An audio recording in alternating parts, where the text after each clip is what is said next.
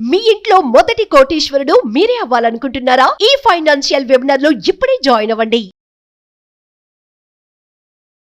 Hi hello నమస్తే, welcome back to Suman TV. ప్రస్తుతం మనతో పాటు ఉన్నారు consumer welfare committee chairman Mandari Krishna Reddy గారు. నమస్తే సార్. నమస్తే అమ్మా.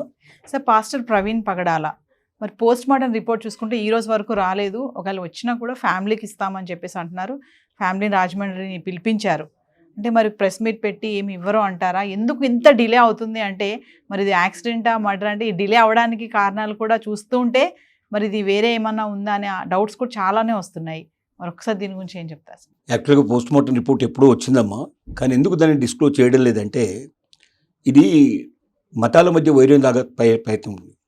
కొంతమంది దీన్ని ఆ రకంగా రాజకీయ నాయకులు, మత పెద్దలు దీన్ని మతాల మధ్య సంఘర్షణగా చిత్రించే ప్రయత్నం చేస్తూ ఉన్నారు. అంటే పాస్టర్ ప్రవీణ్ బతుకున్న రోజుల లోపల ఇతర మతాల గురించి సంఘర్షపూరితమైనట్టు కొన్ని వ్యాఖ్యలు చేయడం, కొన్ని వ్యతిరేకమైనటువంటి వ్యాఖ్యలు చేయడం, మతాలని గాయపరచడం, మత పెద్దల్ని గాయపరచడానికి కొన్ని ప్రయత్నించడం, వాళ్ళ మనోభావాలు దెబ్బతీయడానికి ప్రయత్నం చేయడం జరిగింది. దానివల్ల ఇతని మరణం వెనుక ఎవరైనా శత్రువులు ఉన్నారా, వేరే మతస్థులు మర్డర్ చేసి ఉంటారా అనేది కొన్ని అనుమానాలు ముందుగా వ్యక్తం జరగడం జరిగింది. వ్యక్తం చేసిన వాళ్ళు కూడా ఎవరు అంటే వాళ్ళ కుటుంబ సభ్యులు ఎవరు వ్యక్తం చేయలేదన్నమాట. వ్యక్తం చేసిన వాళ్ళు మతంలో ఉండేటువంటి కొంతమంది మత పెద్దలు లాంటి వాళ్ళు, కొన్ని పొలిటికల్ పార్టీస్లో ఉండేటువంటి ఈ సెల్స్ ఏవైతే ఉంటాయో, క్రిస్టియానిటీ సెల్స్ అట్లాంటివి ఉండేటువంటి క్రిస్టియన్ సెల్స్ అని ప్రతి పొలిటికల్ పార్టీ లోపల సెల్స్ ఉండే అవకాశం ఉంటుంది, ఒక విభాగం.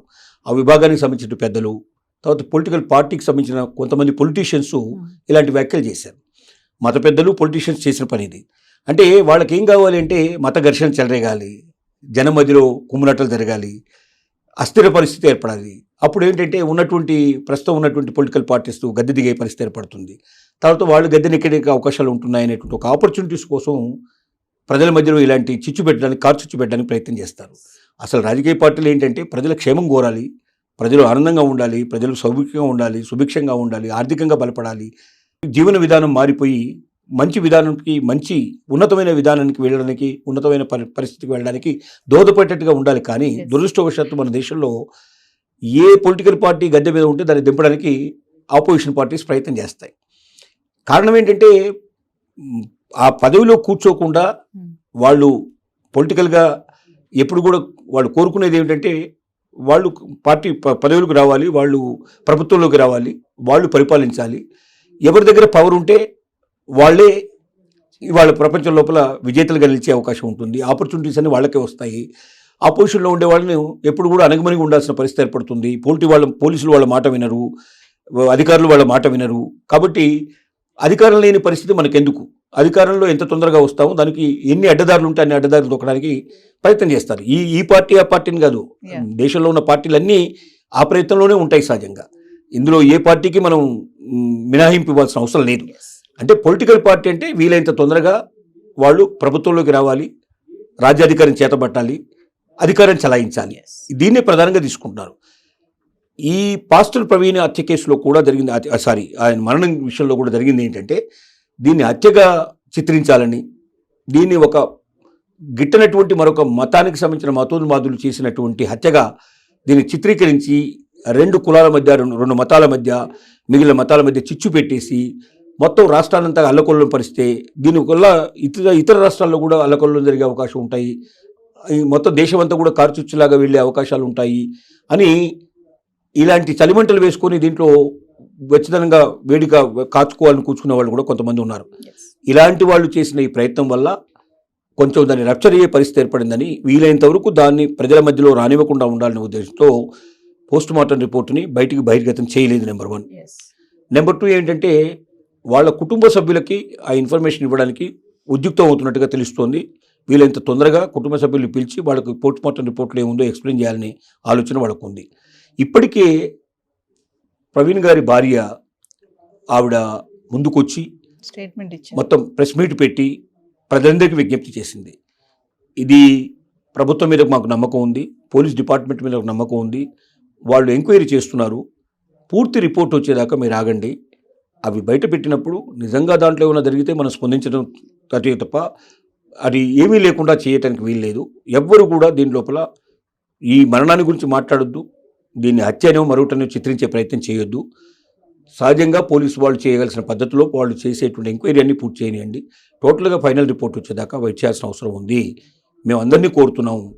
మా ప్రవీణ్ గారికి కూడా ఏ మతం మీద ఆయనకి అసహ్యం ఉండేది కాదు, ఏ మతాన్ని ఆయన విద్వేషించేవాడు కాదు. ఎప్పుడైనా తొందరపడి ఒకటి రెండు మాటలు ఏమైనా మాట్లాడితే మాట్లాడుండొచ్చు తప్ప దాని అర్థం సహజమైనటువంటి ఒక ఉచికత్వ విమర్శ తప్ప ఒక ద్వేషపూరితమైనటువంటి విషయం కాదు. ఇంకొక మతాన్ని అట్లా ద్వేషించేటువంటి పరిస్థితి ఆయనకి ఎప్పుడు లేదు అనే విషయం ఆవిడ నొక్కి ఒక్కారించింది. అలాగే బ్రదర్ కూడా, వాళ్ళ ప్రవీణ్ గారి బ్రదర్ కూడా ముందుకొచ్చి ప్రజలకు విజ్ఞప్తి చేయడం జరిగింది. ఇది మా కుటుంబానికి సంబంధించిన విషయం, మేము మాత్రం చూసుకుంటాం దీన్ని, మీరెవరు దీంట్లో జోక్యం చేసుకోవాల్సిన అవసరం లేదు. మాకు పూర్తిగా ప్రభుత్వం మీద నమ్మకం ఉంది, పోలీస్ డిపార్ట్మెంట్ మీద నమ్మకం ఉంది. వాళ్ళ సహచర్యంలో మొత్తం ఎంక్వైరీ అంతా చేసి సీసీ కెమెరాలని పరీక్షిస్తున్నారు, సీసీ కెమెరాల నుంచి వచ్చే ఫుటేజ్ అంతా తీసుకుంటున్నారు.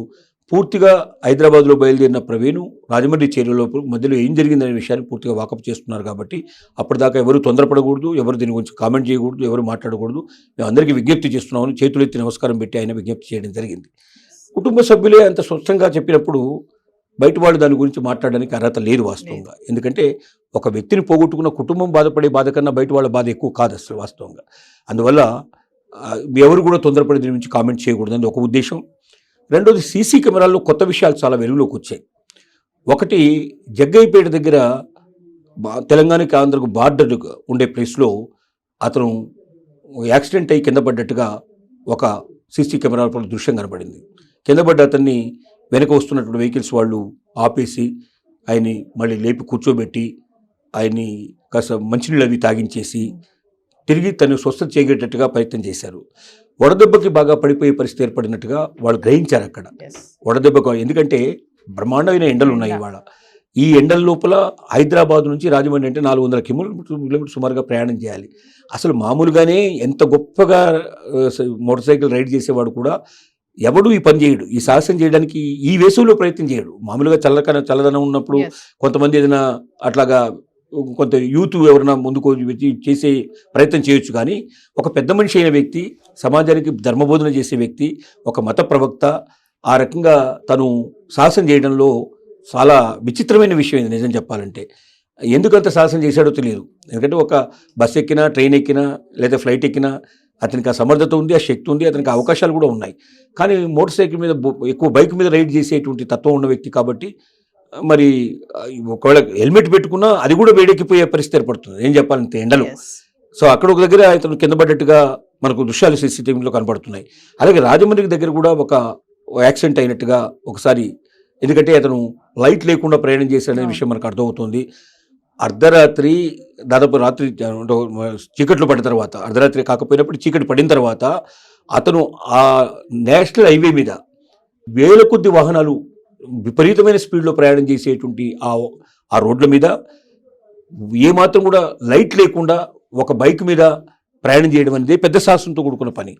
ఏ చిన్న గులకరాయి తగిలినా కింద పడే పరిస్థితి ఏర్పడుతుంది. అతను ఎలా పడ్డాడో తెలియదు. రాజమండ్రి కన్నా ముందు కూడా అతనికి ఒక దగ్గర యాక్సిడెంట్ అయినట్టుగా మనకు తెలుస్తోంది. వీటన్నిటి ఫలితంగా అతను రాజమండ్రి దాకా చేరడమే చాలా ఆశ్చర్యకరమైన విషయం. అతను కింద పడ్డాడు కాబట్టి 100కి ఎక్కువ భాగం ఆలోచిస్తుంది. అంటే ఫైనల్ రిపోర్ట్ రాలేదు కాబట్టి మనమేమి జడ్జిమెంట్ ఇచ్చేటువంటి పరిస్థితిలో మనం ఉండవు.